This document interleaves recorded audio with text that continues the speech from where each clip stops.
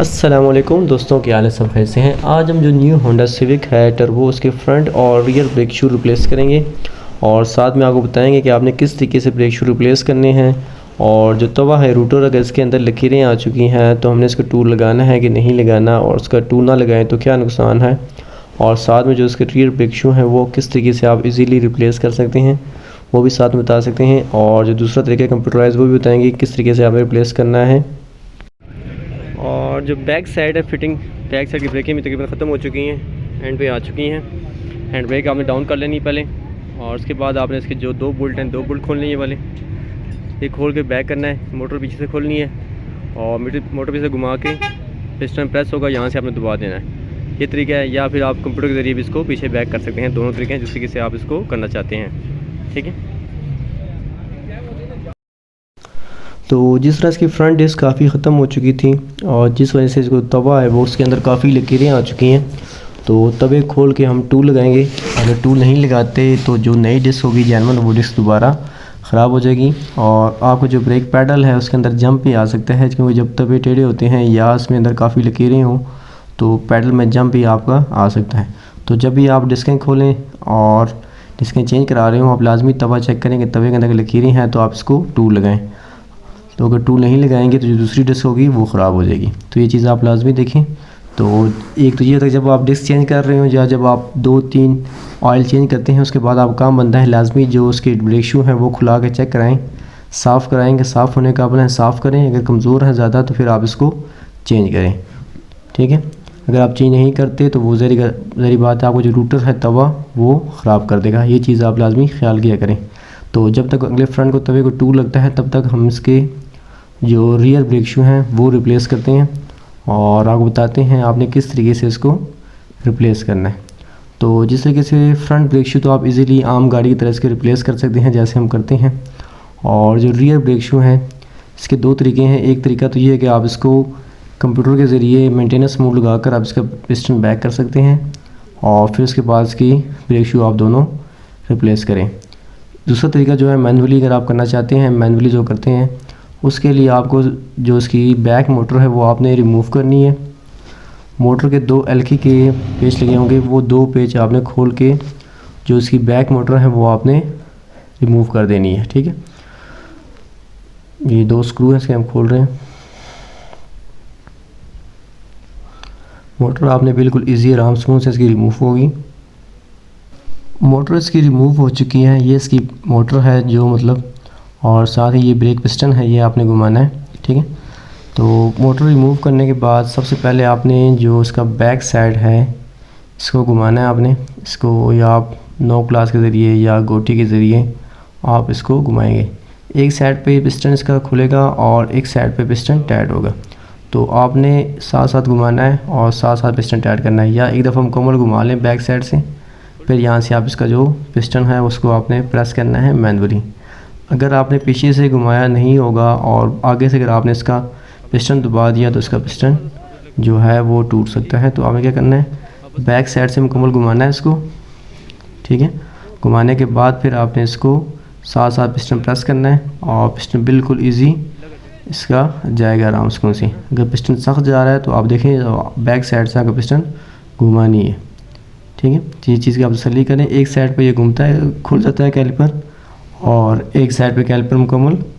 Piston जो back side से है वो उसकी गरारी टाइट हो जाती है, तो फिर आप इजीली आराम से इसको पिस्टन घुमाकर इसको आप पिस्टन प्रेस कर दें जिस तरीके से हमने इसका पिस्टन प्रेस किया।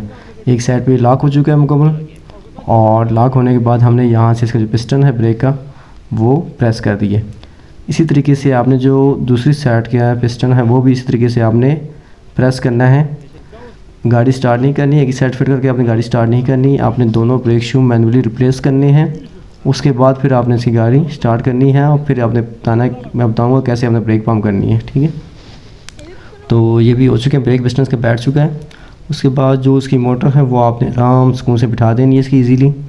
मोटर बिल्कुल बराबर होकर सीधी बैठ जाएगी इसकी, कोई इसमें बड़ी चीज़ नहीं है। आप आराम से बिठा सकते हैं।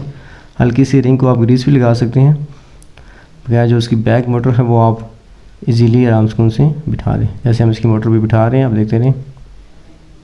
ब्रेक मोटर उसकी बैठ चुकी है। वापस हमने जो उसके एलके के बोल्ट है वो हमने टाइट कर दिए और जिसके कैलिपर के बोल्ट है वो भी टाइट कर दिए हैं।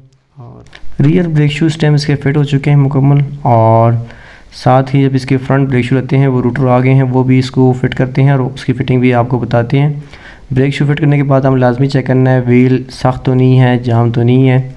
और जब मुकम्मल 4 व्हील आपके ब्रेक शू फिट हो जाएँ तो उसके बाद फिर आपने इसकी ब्रेकें चेक करनी है, पिछले रियर टायर आपके जाम तो नहीं हो रहे, व्हील बिल्कुल फ्री होना चाहिए ना कि जाम। तो जो उसकी फ़िटिंग है उसके लिए आपको ये लॉक रिमूव करना पड़ेगा, 2 पिछले मोटर के काबले खोलने हैं, ठीक है। ये रिमूव करने के बाद इसको घुमाना होगा, घुमा के फिर आप इसका पिस्टन जो है वो आपने प्रेस करना है, ठीक है, 2 कैलिपर के काबले खोल के।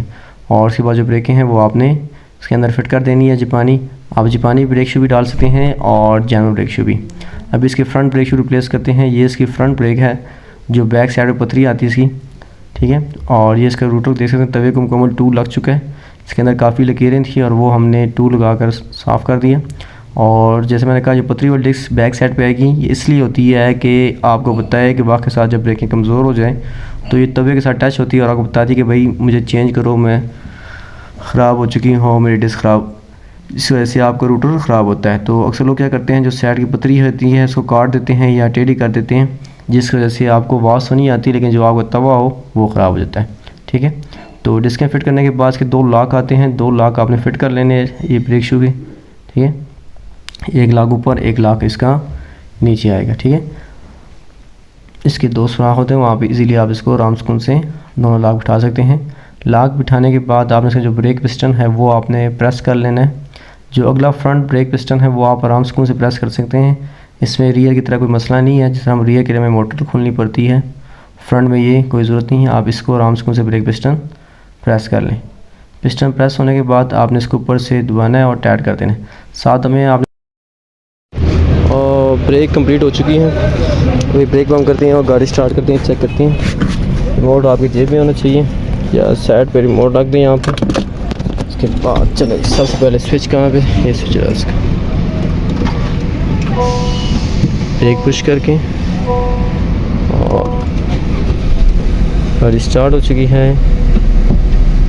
फिलहाल कोई लाइट नहीं मीटर में। आपने क्या करना है, ब्रेक पंप करना है, 1 पुश 2 पुश 3 पुश, बस। अभी आपने क्या करना है, हैंड ब्रेक ऊपर करनी है, पीछे बैक मोटर ऑन होगी, हैंड ब्रेक की लाइट आ गई।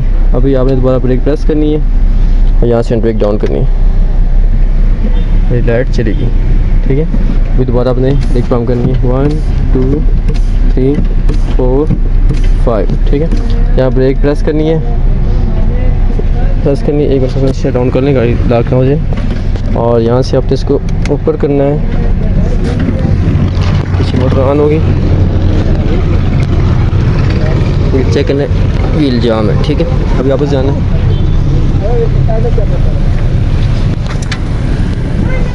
यहाँ से हम दोबारा ब्रेक मोटर ऑन होगी, ब्रेक की लाइट चलेगी। वापस जाके आपने ऐसा करना है कि व्हील कम है कि जाम है, ये व्हील फ्री हो चुके हैं, बस ये फिटिंग है इसकी।